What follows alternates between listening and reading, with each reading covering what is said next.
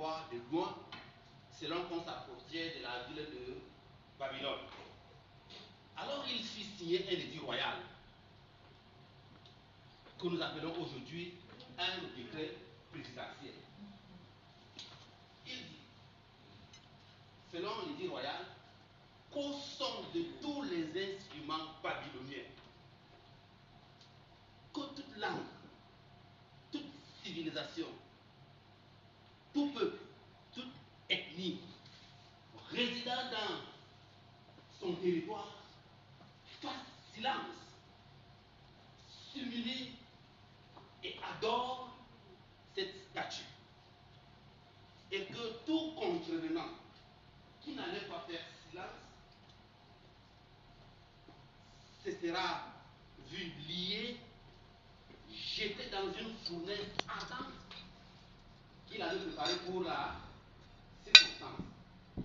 C'est que tout le monde fit d'ailleurs, de peur de se voir lié et jeté dans la fournaise ardente, mais excepté 3 hommes. Certainement, nous prions que ce soit les intercesseurs qui sont là ce soir, et qui ont dit au roi, nous ne nous humilierons jamais devant cette statue d'or, parce que le seul Dieu que nous vénérons, que nous adorons, et devant qui nous allons faire silence, c'est le Dieu de nos pères, le Dieu d'Abraham, le Dieu d'Isaac et le Dieu de Jacob. Et moi je voudrais ajouter ce soir, si l'intercesseur par excellence me permet, et quand je regarde l'anthropologue, le Dieu de Gongotoa et le Dieu de Voxambo, dont je suis originaire. Face à cette réponse, Nabucodonosor entra dans une violente colère.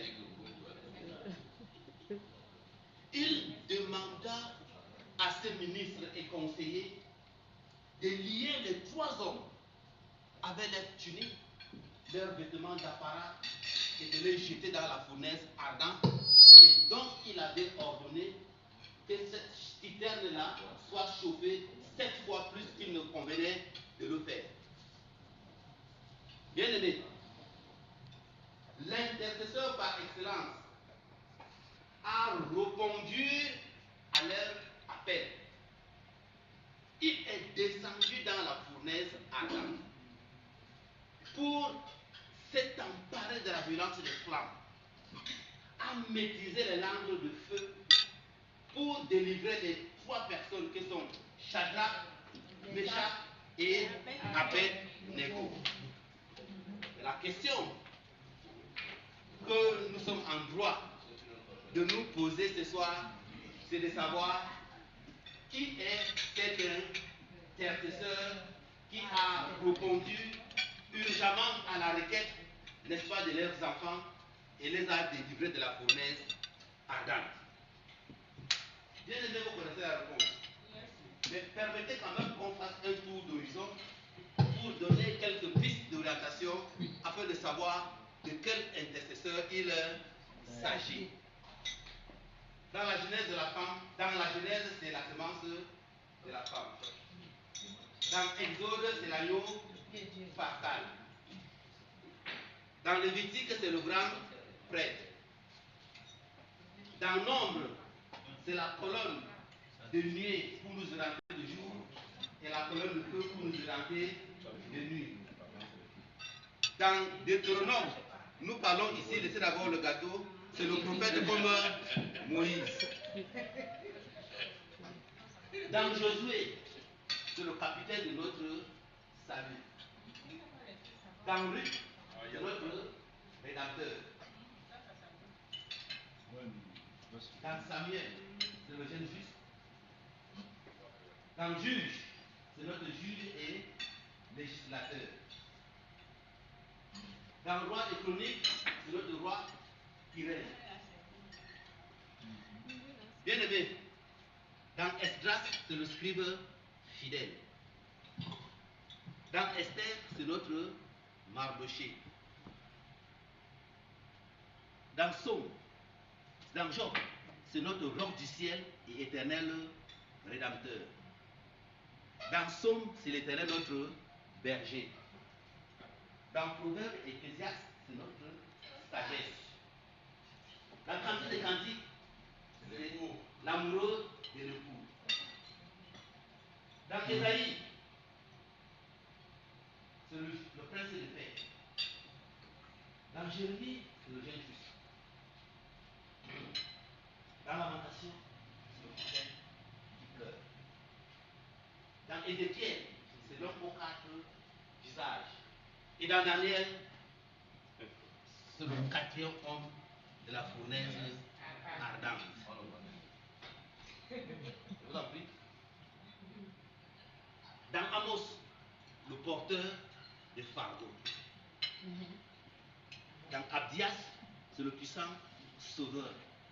Et dans Jonas, c'est le grand missionnaire. Dans Michée, c'est le messager aux beaux pieds. Dans Nahum, c'est le vengeur des élus de Dieu. Dans Habakkuk, c'est l'évangéliste de Dieu qui a accompli sa mission dans le cours des années. Dans Abdias, c'est le puissant sauveur. Dans Sophonie, c'est notre sauveur. Et dans Zacharie, c'est la grande fontaine ouverte dans la maison de David, après le balayer, lessiver, purifier le péché et l'impureté. Et dans Michée, c'est le soleil de la justice s'élevant avec la guérison sur ses ailes. Mais qui est donc cet intercesseur par excellence? Dans Matthieu, le Messie.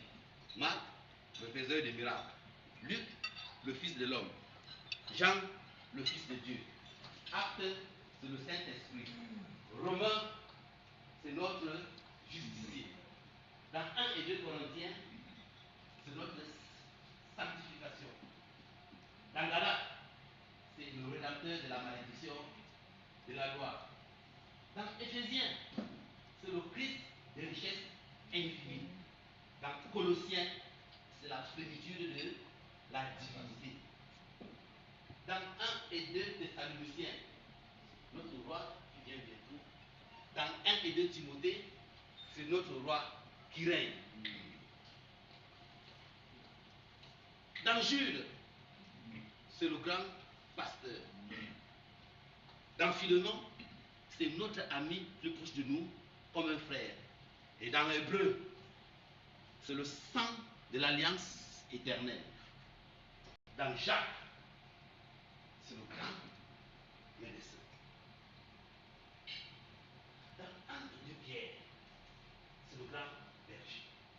Dans 1, 2, 3 Jean, il est amoureux.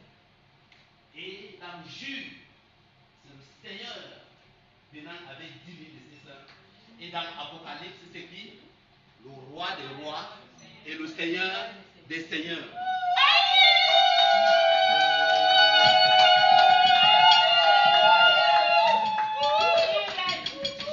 Je n'ai pas fini. Mais qui est donc cet intercesseur par excellence? C'est moi-même. Il est le sacrifice d'Abel. Il est le bélier d'Abraham. Il est le chef d'école de qui? Jacob. De Jacob. Il est la verge de qui? Moïse. Il est le manteau de qui? Élie. Il est la femme de qui? David. Il est le rocher de qui? De Pierre. Les mouchoirs et linge de qui? Paul. La cité de perles de qui? De Jean. Un mari pour les deux. Un père pour les enfants. Et pour ceux qui marchent dans la nuit, c'est l'étoile brillante du matin. Et pour ceux qui marchent dans une vallée solitaire, il est la rosée des sables. Il est la lie des champs et il est également le miel du rocher. Qui est cet intercesseur par excellence? Jésus Christ, le Fils de Dieu.